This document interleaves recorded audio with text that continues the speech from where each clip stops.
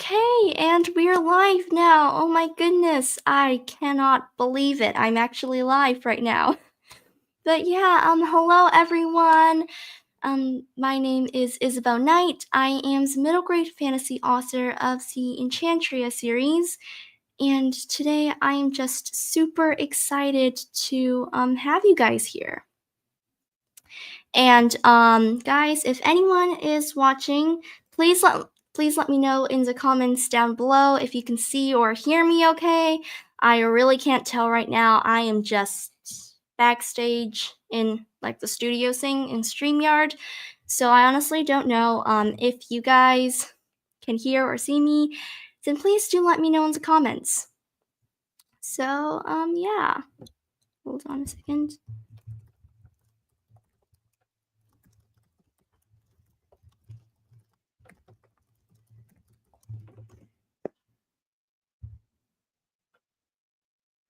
Okay, there is an echo. Okay, well that is rather odd.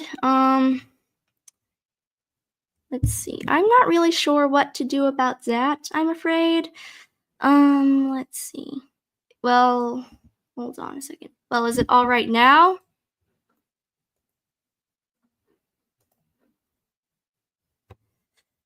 Oh.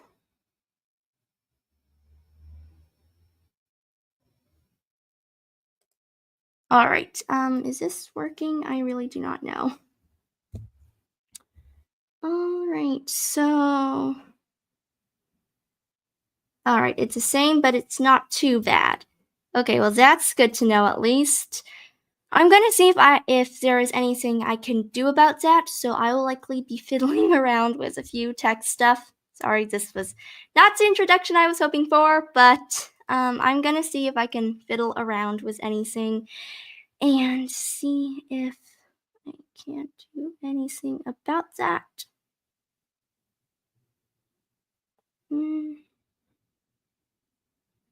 Is this even plugged in?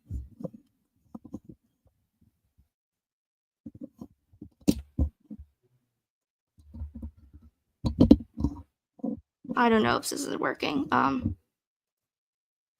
It might be because of my microphone.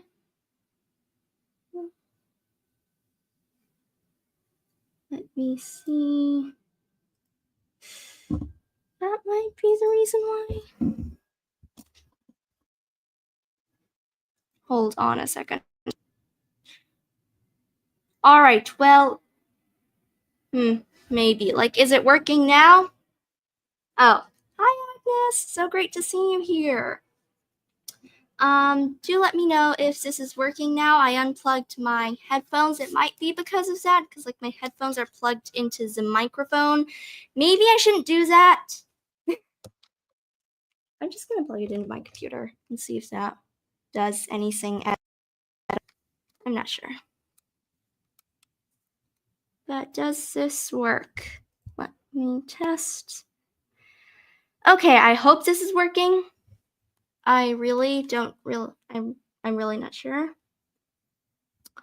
I am terrible at technology and practically anything. No difference, but it's all right. Oh dear. Okay, so I'm afraid I don't really know what to do about that because I'm terrible at technology. I have tweaked around. That does not make any sense. Never mind. My brain is scrambling a bit right now, but I don't see what I can really do about that, I'm afraid, because the settings don't really have anything helpful right now. So guys, really sorry, but you're gonna have to deal with a slight echo. Not how I wanted this to go, but hopefully it will not be too disturbing or too distracting or anything.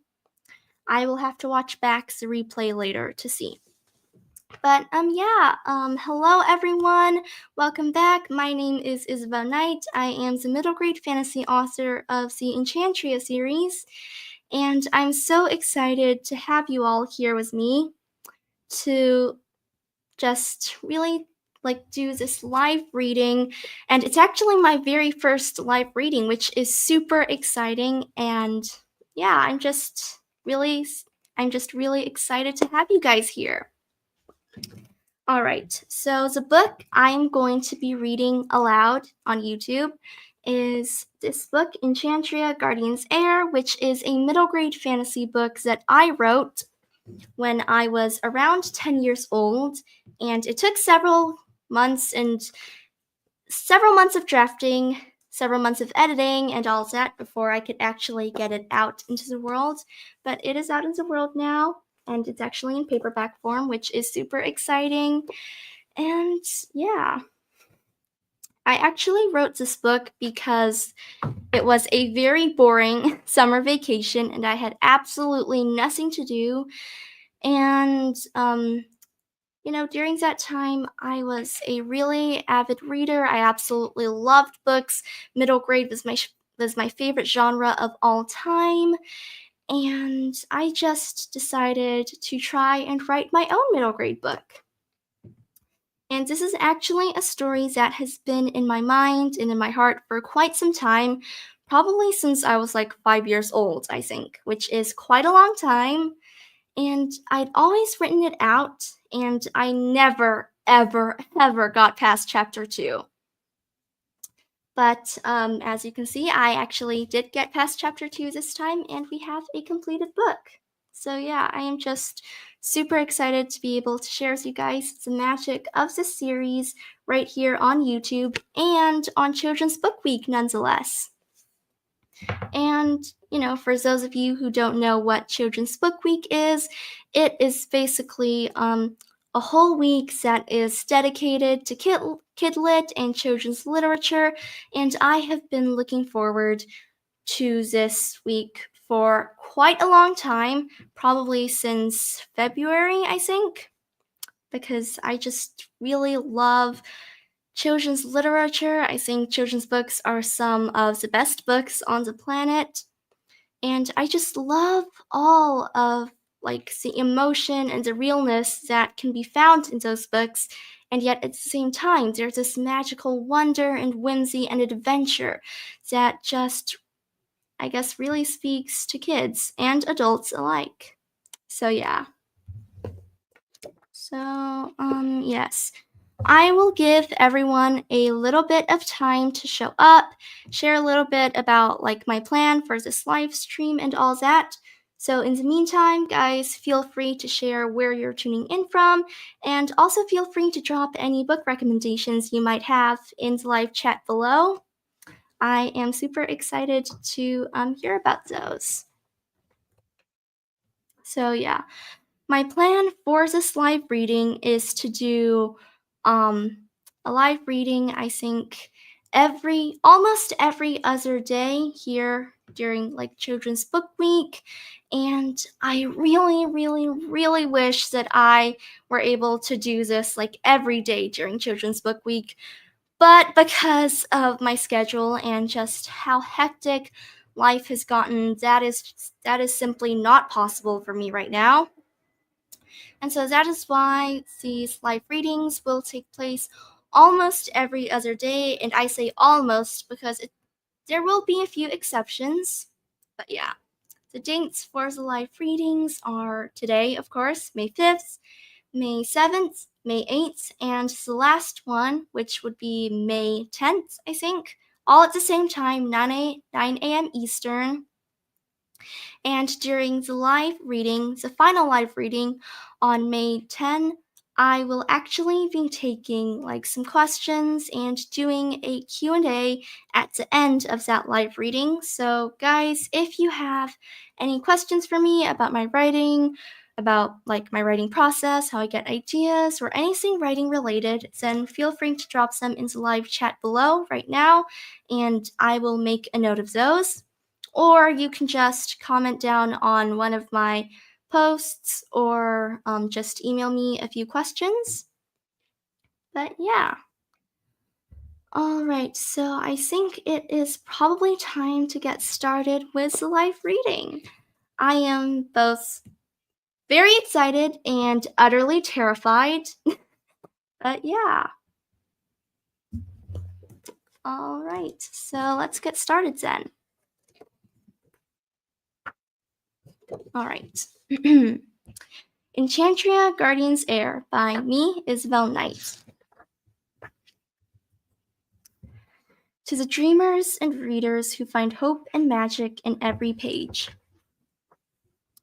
Prologue. In the kingdom of Enchantria, in a land far from our own, the stars foretold a prophecy, old and ancient. For years, people spoke of the prophecy that was rumored to foretell either the rise or fall of the kingdom. Thousands of years passed. Eventually, people forgot about the prophecy. Until one fateful day. Chapter 1. Elena Ramirez hesitated at the foot of the creaky wooden stairs leading to the attic. 16 years old today, and what was she doing? Cleaning out the attic.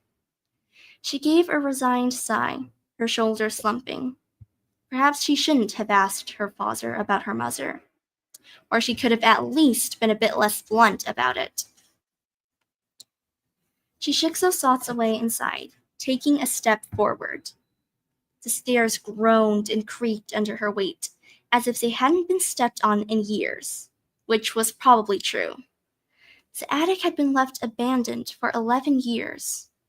No one had touched it. Not since... Elena shook those thoughts away again. Stop thinking about that, she scolded herself. She glanced up as she reached the very top of the stairs. A crooked wooden door greeted her, adorned with a rusty old metal doorknob. She gave it a twist. It let out a long screech, but nothing else happened. She twisted it again, and it let out yet another long screech, but still nothing. Gritting her teeth, she pushed and shoved until she finally forced the door open, stumbling into the attic. Dust swirled around her as she did so, and she coughed, blinking, her eyes adjusting to the dim light filtering in from a single small window. Cardboard boxes towered around her, filling the cramped attic space, completely coated in a thick layer of dust. Bending down, Elena picked up a faded photograph lying on the ground, her fingers tracing her mother's face. A pang of sadness washed over her as she remembered happier days before her mother had left and never returned. Her gaze drifted down to the golden key hanging from her mother's neck in the picture, the very same keys that now hung from a cord around her own neck. The same key she'd been given just before her mother had disappeared. Made of gold and glittering with several multicolored rhinestones, it didn't do much. In fact, it didn't do anything. She'd tried every single lock in the house, and not a single one fit the key. They were either too small or too large, or just didn't fit. She sighed, but before she could dwell further, a voice shattered the silence. Elena! Startled, Elena glanced towards the door to see the doorknob jiggling and wobbling furiously. Is this thing locked? She immediately recognized her friend Addie's voice. No, Elena called back, tearing her gaze from the photo in her hand. With a final jolt, the door swung open, and Addie stumbled into the attic with an undignified crash, sending dust billowing through the air. Elena rushed to her side, coughing from the dust. Are you all right? She cried, helping Addie to her feet. Addie coughed, waving away the dust and shaking the cobwebs out of her dark red hair. I'm fine, she said, plastering a smile onto her face, her green eyes still bright. Then her eyes widened. Whoa, what's that? Elena furrowed her brow, and then she saw what Addie was talking about. An ornate mirror stood tucked away in the corner of the attic, its frame made of gold and glittering with intricate carvings of illustrious tigers and vines. She frowned. Unlike the rest of the objects in the attic, this mirror seemed perfectly fine. No coat of dust covered it. Its surface gleamed with a sheen almost as if it were brand new. And yet there was also something that seemed old about it too. Ancient. I don't know. She frowned. She approached the mirror, brushing a lock of dark brown hair out of her eyes. She narrowed them and gasped. In the very corner of the frame was a keyhole. But that was impossible. Who ever heard of a keyhole in a mirror? Her hand went instinctively to her key. Elena, what are you doing? But Elena hardly heard Addie. All she could hear was a distant roar in her ears. Driven by a sudden impulse, she took off her key and inserted it carefully into the keyhole. A blinding light erupted from the mirror, completely engulfing her. And the last thing Elena saw was Addie's hand, desperately reaching out to grab her. And then everything went dark. Chapter 2. When Elena finally came to her senses, she found herself standing in the heart of a lush green forest. Sunlight filtered through the dense green canopy above, casting dappled shadows on the emerald green grass. The air shimmered with a strange, glittering golden hue. Birds sang in the trees, and a gentle breeze carried the scent of blooming flowers. Elena furrowed her brow. "Where am I?" she murmured. She desperately tried to recall how she came here, what she'd done. She gasped as it hit her. The mirror in the attic. That keyhole. Her key. Her gaze flew to her key, which still hung on that cord around her neck. But it wasn't possible. Couldn't be possible.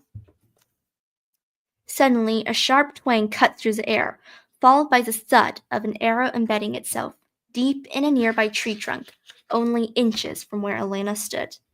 Startled, she stumbled back, eyes widening. Her heart began to pound. "Hello?" And then, two women emerged from the bushes. But what caught Elena's attention wasn't the arrow. It was that one of the two women, the one with the long blonde hair, had wings. Wings.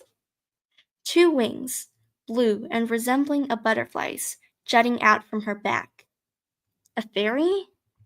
But it wasn't possible. Fairies weren't real. "Who are you?" the other woman demanded. Her long black hair was loosely tied back, and her piercing blue eyes were blazing.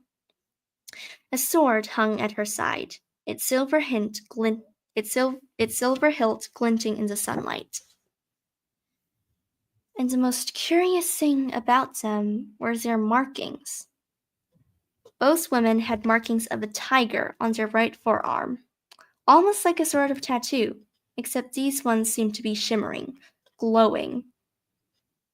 "Well?" the woman demanded, glaring at Elena. Elena jolted. She struggled to find her voice as she forced herself to meet the woman's gaze. "I'm Elena Ramirez," she stammered out. The woman with the sword narrowed her eyes. "Ramirez? That's impossible." Despite her fear, Elena couldn't help but feel a flicker of irritation. And why would that be impossible? The two women exchanged glances. The fairy stepped forward, her gaze uncertain. "Ramirez, it's not a common name here in Enchantria." And Elena furrowed her brow. "Enchantria?" The fairy looked taken aback. "Yes, Enchantria. Don't you know?" Elena gave a reluctant shake of her head. "No." Her mind was spinning. Who were these people? What was Enchantria? And what were those strange markings upon their skin? The woman's cold glare intensified.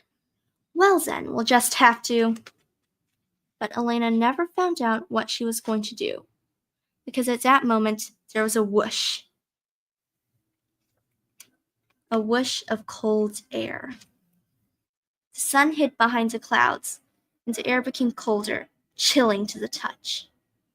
Elena shivered, and it wasn't just from the cold.